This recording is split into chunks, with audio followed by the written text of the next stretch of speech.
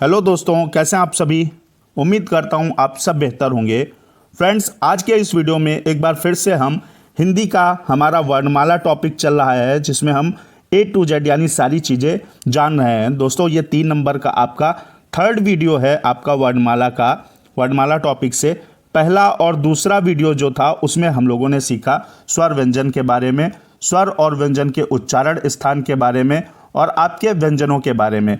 अब आपका जो बचा हुआ है वो है आपका अयोगवाह, और इसमें कुछ इंपॉर्टेंट व्यंजन जो हैं, व्यंजन के टाइप वो बचे हैं, तो उसे भी हम लोग कवर करेंगे, क्योंकि यहाँ से आपके यूपी टीटी में कई सारे क्वेश्चन पूछे जाते हैं। तो दोस्तों, बढ़ेंगे वीडियो में और अयोगवाह, उक्षिप्त व्यंजन, काकल्य व्यंजन इत्यादि के बारे में हम देखेंगे। तो दोस्तों, सबसे पहले हम स्टार्ट करेंगे, सबसे पहले पढ़ेंगे अयोगवाह के बारे में। अयोगवाह क्या होता है? जिस तरीके से दोस्तों वर्णमाला में हम पढ़ते हैं, आपका स्पर्श व्यंजन पढ़ते हैं, अंतस्थ व्यंजन पढ़ते हैं, उसी प्रकार आपका अयोगवाह होता है। अब ये अयोगवाह क्या होता है? वे वर्ण जिनकी गिनती ना तो स्वरों में होती है और ना व्यंजनों में होती है, उन्हें अयोगवाह कहते हैं। यानी जो ना स्वर होते हैं और ना व्यंजन होते हैं, वो क्या कहलाते हैं दोस्तों? वो अयोगवाह कहलाते हैं। अयोगवाह कितने होते हैं? आपके वर्णमाला में 2 अयोगवाह हैं, यानी अंग और आह, इन्हें हम लोग क्या बोलते हैं? अयोगवाह बोलते हैं। जैसे आपका एग्जाम्पल दिए गए, अंगार में, प्रातः में आपका डबल डॉट लगता है इस तरीके से, आंख में चंद्र बिंदु लगता है, तो ये सब क्या हैं? ये अयोगवाह हैं। ठीक है। अब देखेंगे दोस्तों अयोगवाह के भेद, अयोगवाह के प्रकार। अयोगवाह के 3 प्रकार हैं, अनुस्वार, विसर्ग और अनुनासिक। अनुस्वार जो आपका एक बिंदु लगा होता है इस तरीके से। विसर्ग में आपका जैसे प्रातः लिखते हैं हम, प्रातः ऐसे लिखते हैं और फिर ऐसे 2 डॉट लगाते हैं, ये आपका विसर्ग हो गया। अनुनासिक दोस्तों, ये आपका जैसे चंद्र बिंदु होता है इस तरीके से, ये आपका अनुनासिक होता है। देखिए आगे अनुस्वार। दोस्तों, अनुस्वार के बारे में देखिए, अनुस्वार का चिन्ह जो होता है वो इस तरीके का दोस्तों बिंदु होता है ऊपर। जैसे हम लिखते हैं अंगूर, तो आपका अंगूर हो गया, ये अंगूर इस तरीके से लिखा जाएगा, ये आपका अनुस्वार हो गया। जैसे आपका वंश है, अंश है, हंस है इत्यादि, कोई भी शब्द ले लीजिए, इस तरीके से लिखा जाए जिसमें एक बिंदु सिर्फ ऊपर लगा हो, इसे अनुस्वार कहते हैं। ये निशान यानी चिन्ह होता है अनुस्वार का। अनुस्वार का उच्चारण जो है नाक से किया जाता है, यानी ध्वनि जो है वो नाक से निकलती है। जैसे वंश आप कहेंगे तो नाक बंद करके एक बार कहिए और एक बार नाक खुला रख के कहिए, आपको अंतर पता हो जाएगा। तो अनुस्वार का उच्चारण नाक से किया जाता है। ये आपके शब्द दिए गए हैं, वंश, अंश, हंस इत्यादि, कोई भी शब्द, तो इसे दोस्तों अनुस्वार कहेंगे। ठीक है। अगला देखेंगे, विसर्ग पे चलेंगे। विसर्ग क्या है? विसर्ग का दोस्तों चिन्ह जो है वो कुछ इस तरीके से लगता है। विसर्ग का चिन्ह आपको दिया गया है, देखिएगा। जैसे आपका प्रातः में लगा आपका डबल डॉट, नमः लिखते हैं तो हम डबल डॉट लगाते हैं इस तरीके से, डबल डॉट। अंतः, ये आपका क्या हो गया? इसमें विसर्ग का निशान लगा देते हैं, चिन्ह लगा देते हैं, तो ये आपका विसर्ग का हो गया चिन्ह। ठीक है। तो आपका विसर्ग तैयार हो गया। अगला अनुनासिक देखिएगा। अनुनासिक क्या है? अनुनासिक का चिन्ह क्या होता है? ये आपका अनुनासिक का चिन्ह होता है। इसे चंद्र बिंदु दोस्तों कहते हैं। इसे क्या बोलते हैं? चंद्र बिंदु। जैसे आपका आंख लिखा है, इसमें दोस्तों आपका अनुनासिक का इस्तेमाल हुआ है। सांप में अनुनासिक, गांव अनुनासिक।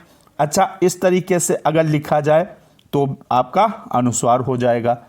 तो ये अनुनासिक और ये अनुस्वार हो जाएगा। अगर एक बिंदी लगी है, एक बिंदु लगा है तो वो अनुस्वार, और इस तरीके से अगर है तो उसे चंद्र बिंदु या अनुनासिक भी बोलते हैं। ठीक है। तो आपका अनुनासिक तैयार हो गया। तो आपने तैयार किया दोस्तों क्या? अनुस्वार, विसर्ग और अनुनासिक। आगे देखते हैं, अब व्यंजन के टाइप जो रह गए थे उसे भी तैयार कर लेते हैं। पार्श्विक व्यंजन।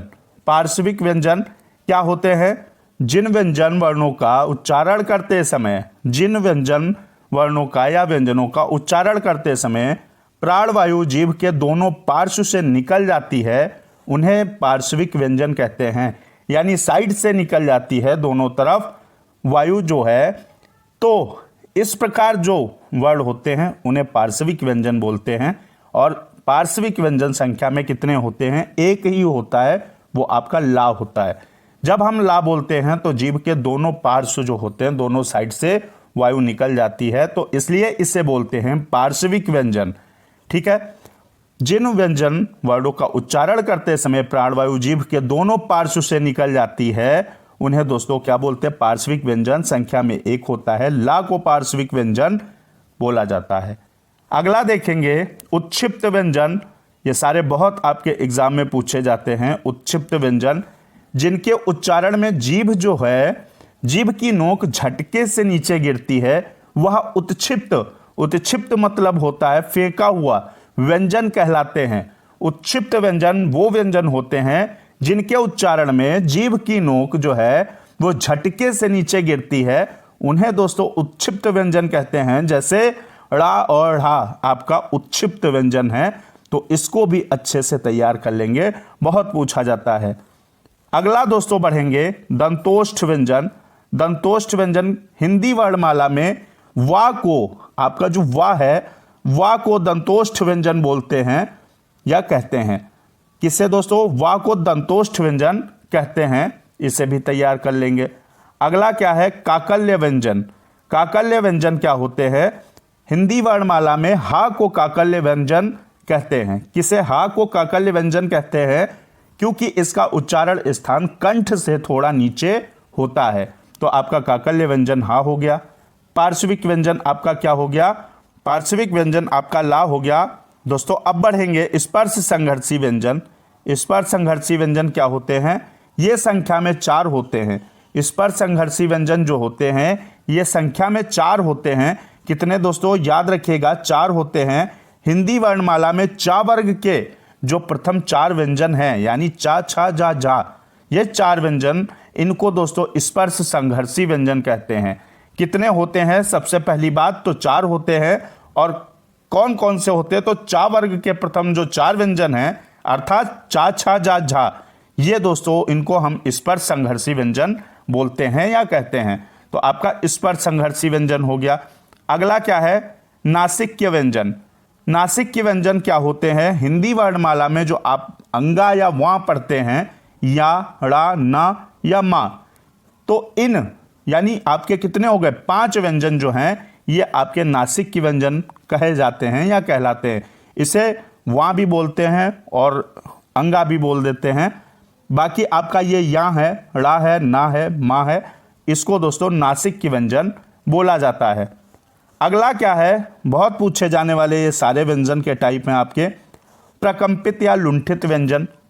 जिन वर्णों का उच्चारण करते समय जीभ में 2 से 3 बार कंपन होता है, उन्हें प्रकंपित, जैसा कि नाम है, जीभ में क्या होता है? इनका उच्चारण करते समय जीभ में 2 से 3 बार कंपन होता है, उसे दोस्तों प्रकंपित व्यंजन या इसी को लुंठित व्यंजन भी बोला जाता है।